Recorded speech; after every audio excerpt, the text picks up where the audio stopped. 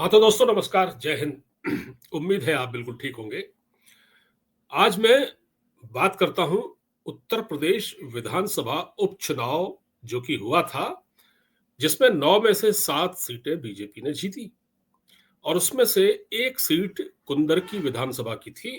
कुंदर की मुरादाबाद में है और मुस्लिम डोमिनेटेड एरिया है, मुस्लिम बहुल इलाका है, जहां 62% मुसलमान रहते हैं। लेकिन उससे पहले मैं आपको छोटी सी खबर और दे दूं कि जो अभी संभल में जो हिंसा हुई थी मस्जिद के सर्वे को लेकर, वहां पर धरपकड़ जारी है, गिरफ्तारियां हो रही हैं। तकरीबन 150 लोगों को अरेस्ट किया गया है और अब हालात सामान्य हो रहे हैं। और वहां की जो शाही मस्जिद है संभल की, वहां से ऐलान किया जा रहा है कि मुसलमान अपनी दुकानें खोलें और काम बंद न रखें। मस्जिद में, शाही मस्जिद में आकर नमाज पढ़ने की जरूरत नहीं है, अपने अपने घरों में नमाज पढ़ें। कुल मिलाकर शांति की अपील की गई है और हालात सामान्य हो रहे हैं। लेकिन आइए अब आप थोड़ा सा कुंदरकी के बारे में बात करते हैं। कुंदरकी, जैसा कि मैंने आपके सामने एक विषय उठाया, अब आप सोच रहे होंगे कि ये उपचुनाव हो चुका, रिजल्ट आ चुके और वहां भारतीय जनता पार्टी का उम्मीदवार भी जीत गया, तो अब ये बताने की क्या जरूरत है। दरअसल 2 अखबारों ने इस पर एक रिपोर्ट की है। पहला अखबार है दैनिक भास्कर और दूसरा है जनसत्ता। कुछ और मीडिया आउटलेट्स ने भी इसको प्रमुखता से प्रकाशित किया है। राज जान लीजिए, आखिर ऐसा क्यों हुआ। अक्सर हम कहते हैं कि हमारे वहां ये कहा जाता है और हम भी कुछ हद तक यही मानते हैं कि भाई, जो मुसलमान है वो बीजेपी से एक डिस्टेंस मेंटेन करके रखता है। बीजेपी ने मुसलमानों के लिए क्या, पूरे देश के लिए, देश की आवाम के लिए बहुत सारी स्कीमें चलाई। उन स्कीमों का फायदा लोकसभा चुनाव में मुसलमानों ने भी उठाया और हिंदुओं ने भी उठाया, बाकी तबकों ने भी उठाया। लेकिन फर्क सिर्फ ये रहा कि बीजेपी को मुसलमानों ने वोट नहीं दिया और यहां तक कि राम मंदिर बना, सब कुछ हुआ, उसके बाद भी बीजेपी 303 के बाद सीधे 240 पर आकर अटक गई। ऐसा बहुत कुछ कारण है इसके पीछे। लेकिन ये जो कुंदरकी की जीत है, इससे ये साबित होता है कि अगर भारतीय जनता पार्टी थोड़ा और रणनीतिक तौर पर सुदृढ़ होकर एक स्ट्रेटेजिक वे में काम करे, तो उसको देश की बाकी मुस्लिम सीटों पर भी वैसी ही विजय मिल सकती है जैसी उसने मुरादाबाद की कुंदरकी विधानसभा सीट से हासिल की। अब कुंदरकी में, जैसा कि मैंने आपको बताया, 60% से लेकर 62% तक मुसलमान है।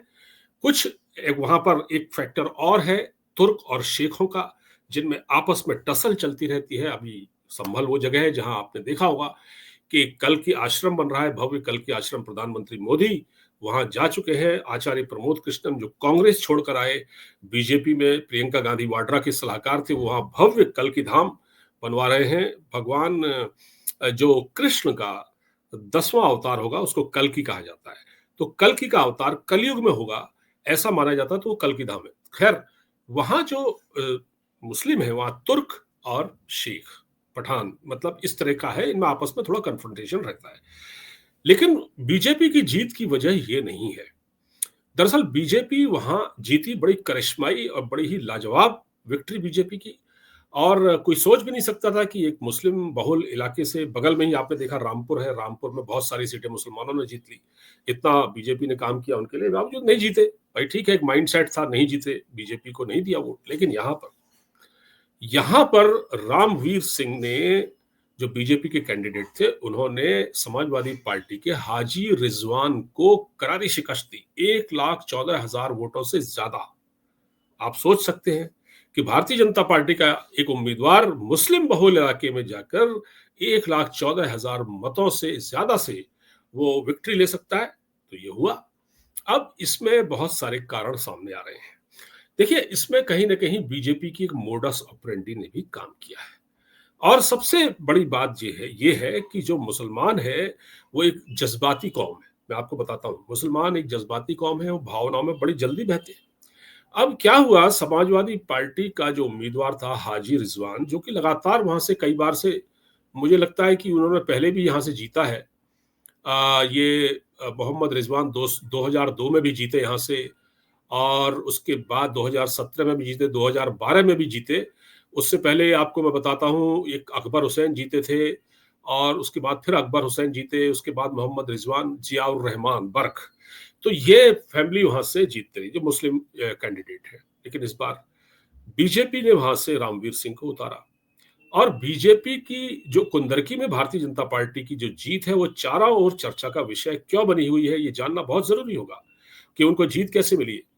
ये कुछ कारण है, जैसे कि एक कारण सबसे बड़ा ये है कि जो एक पन्ना प्रमुख की पोस्ट होती है दोस्तों, पन्ना प्रमुख क्या होता है कि जब आरएसएस के संगठन ग्राउंड पर काम करते हैं बीजेपी के लिए, तो एक पन्ना प्रमुख होता है। पन्ना प्रमुख के पास एक जो उसे कहा जाता है पन्ना प्रमुख, जो वोटर लिस्ट के, मतलब हर पन्ने का एक वोटर लिस्ट होती है ना मतदान केंद्र पर, वोटर लिस्ट के हर पन्ने का प्रमुख होता है। उसमें सारे कैंडिडेट, सारे जो वोटर्स होते हैं उनकी एक लिस्ट होती है, और उसका काम होता है उसको घर घर जाना, उन लोगों से बात करना, उन वोटर लिस्ट, उन कैंडिडेट से बात, उन उन उन उन, उन मतदाताओं से बात करना, और उनको इन्फ्लुएंस करना ताकि वो वोट दे। तो वोटर लिस्ट का काम संभाला था वहां पर मुसलमानों ने। तो भारतीय जनता पार्टी ने जो बहुत बड़ी एक वहां पर स्ट्रेटेजी अपनाई, वो ये थी कि वोटर लिस्ट में मुसलमानों का नाम डाला। तो उन्होंने अपना काम बड़ी जिम्मेदारी से निभाया और उन्होंने वोट डलवाए, अपने ही बिरादरी के लोगों के वोट डलवाए। आपको मैं बताता हूँ, बड़ा महत्वपूर्ण है ये पन्ना प्रमुख। सुनने में थोड़ा आपको अजीब लगेगा, लेकिन ये जो जिम्मेदारी है, ये भारतीय जनता पार्टी के राष्ट्रीय अध्यक्ष अमित शाह, राष्ट्रीय अध्यक्ष जेपी नड्डा और केंद्रीय गृह मंत्री अमित शाह तक ये जिम्मेदारियां निभाते आए हैं। ये जो आज इतने बड़े पदों पर पहुंचे हैं, इन्होंने एड़ियां रगड़ी हैं।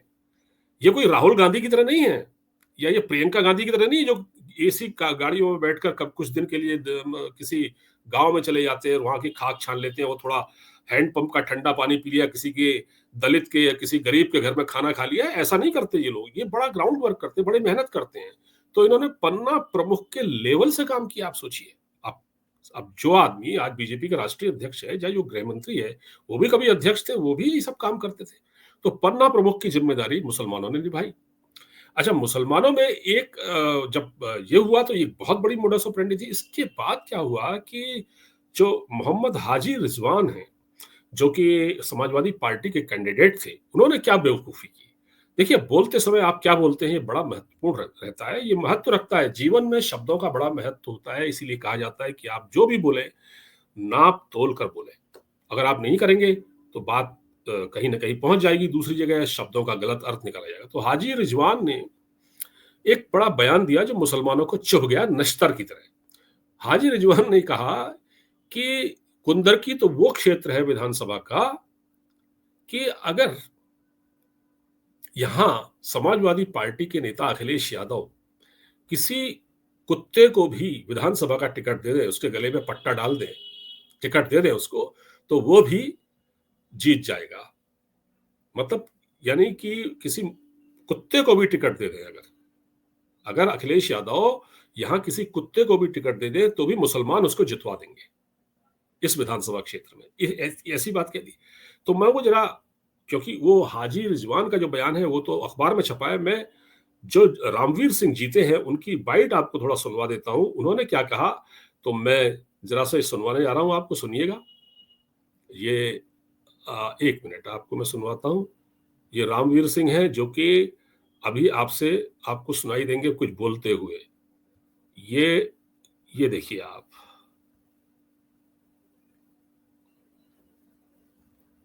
ये है रामवीर सिंह। उन्होंने ये कहा कि सपा का पट्टा हम जिसके गले में डाल देंगे, कुत्ते के भी, ये शब्द बोला है कि अगर हम सपा का पट्टा कुत्ते के गले में भी डाल देंगे तो कुंदरकी में कुत्ता जीतेगा। तो हमने मुस्लिम भाइयों से जाके ये कहा, और यादव समाज से भी, कि जब कुत्ते की वैल्यू है, मुसलमान की और उसके वोट की कोई वैल्यू नहीं है। तो इस बात का मुस्लिमों में प्रतिक्रिया हुई और उन्होंने कहा कि अब के इनका नजला, नीचे वालों का भी और ऊपर वालों का भी नजला उतार देंगे। तो देखा आपने, ये रामवीर सिंह ने कहा कि हमने ये बातें, जब हाजी रिजवान ने ये बातें कही कि इस बार मतलब हाजी रिजवान ने जब ये कहा कि अगर यहाँ पर समाजवादी पार्टी किसी कुत्ते को भी टिकट दे देगी तो मुसलमान उसको वोट दे देंगे, तो उन्होंने मुसलमानों को इस नीचे स्तर का समझ लिया। तो इसलिए मुसलमान उखड़ गया और उन्होंने कहा ठीक है, अब हम इस चुनाव में ऊपर वालों का भी और नीचे वालों का भी नजला उतार देंगे, और भी मुसलमानों ने किया। तो वहां ये इस चीज को ये इतनी तेजी से प्रचारित हुई। फिर बीजेपी के अलावा बीजेपी के पास बहुत सारी ऐसे वो थे, कार्ड थे, उन्होंने वहां उसको चला, और लगातार बीजेपी के जो प्रचार कर रहे थे ग्राउंड पर, उन्होंने मुसलमानों से संपर्क किया, अल्पसंख्यक सम्मेलन करवाया पार्टी का, और इसमें डिप्टी सीएम ब्रजेश पाठक, अल्पसंख्यक प्रकोष्ठ के पदाधिकारी, तमाम दूसरे नेता उसमें मौजूद हुए। और चुनाव में भी ये नारा चला कि, मतलब इन चुनाव में कुंदरकी की बात कर रहा हूं अभी मैं, केवल मुरादाबाद की सीट की, ये नारा भी वहां चला कि मुसलमानों के बीच दूरी है न खाई है, रामवीर सिंह हमारा भाई है।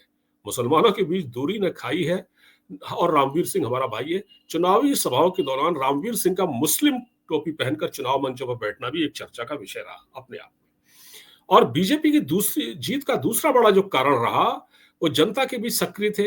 रामवीर सिंह ने इस विधानसभा सीट पर 2 बार ये चुनाव हार चुके थे, लेकिन उसके बाद भी वो लोगों के बीच लगातार बने रहे, उन्होंने हौसला नहीं छोड़ा और लगातार बने रहे, उनसे कांटेक्ट करते रहे, उनके घरों में जाते रहे, उनकी शादी विवाहों में जो घर के जो कार्यक्रम होते हैं, किसी के वहां बच्चा पैदा हुआ है, किसी के यहाँ शादी है, किसी के यहाँ कोई फंक्शन है, तो ये उनके वहां जा जाकर उनसे मिलते रहे।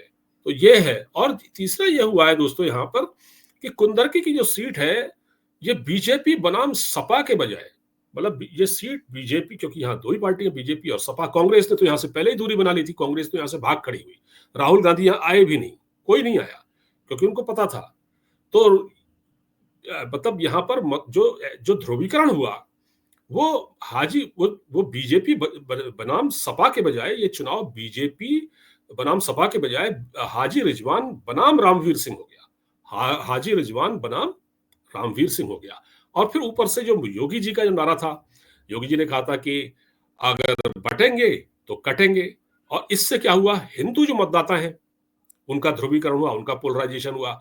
और मतलब कुंदरकी में बीजेपी के अलावा बाकी सभी राजनीतिक दलों ने मुस्लिम उम्मीदवारों को टिकट दिया था, और निर्दलीय उम्मीदवार भी थे इसमें, लेकिन यहां से सफलता बीजेपी को मिली। तो ये एक बहुत बड़ी अपने आप में विक्ट्री है, और ये खबरों में छाया हुआ है, और इससे ये अंदाजा लगाया जा रहा है कि ये जीत क्यों, बीजेपी के लिए मोटिवेशनल जीत है। क्योंकि अभी तक ये कहते हैं कि बीजेपी को मुसलमान वोट नहीं देते, और बात कुछ हद तक सही भी है, इसमें कोई गलत तो है नहीं ना।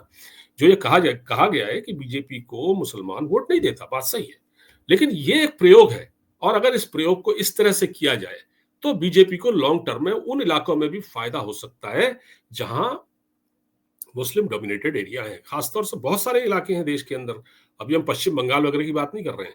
एक कारण यह है समाजवादी पार्टी की जिसमें आपसी लड़ाई थी, वो भी सामने आई है। तो सपा में मुरादाबाद जिले में कई नेताओं की आपसी लड़ाई चल रही थी, और यहाँ पर जिला कार्यकारिणी का गठन भी नहीं किया गया पार्टी का, और सपा के बड़े नेता मंच पर नहीं दिखाई दिए, और ये सक्रियता नहीं दिखी। शायद मुझे लगता है कि अखिलेश को ये अंदाजा हो गया होगा, लेकिन ये समाजवादी पार्टी को बहुत बड़ा झटका है। तो जिस तरह से मुसलमानों ने कुंदरकी में समाजवादी पार्टी का नजला उतार दिया, वो कह रहे थे ना हाजी रिजवान के बयान के बाद जो रामवीर सिंह, तो उससे बहुत एक बड़ा मैसेज गया है लोगों के बीच में, और काफी हद तक ये एक तिलिस्म को तोड़ने में मदद मिली है कि मुसलमान बीजेपी को वोट नहीं देता। तो मैंने ये 3-4 कारण आपको गिनाए हैं। आपको वीडियो पसंद आया हो तो प्लीज इसको लाइक जरूर कर दीजिएगा, और सब्सक्राइब जरूर कर दीजिएगा, फॉरवर्ड कर दीजिएगा, दोस्तों तक पहुंचाइएगा। नमस्कार, जय हिंद, धन्यवाद।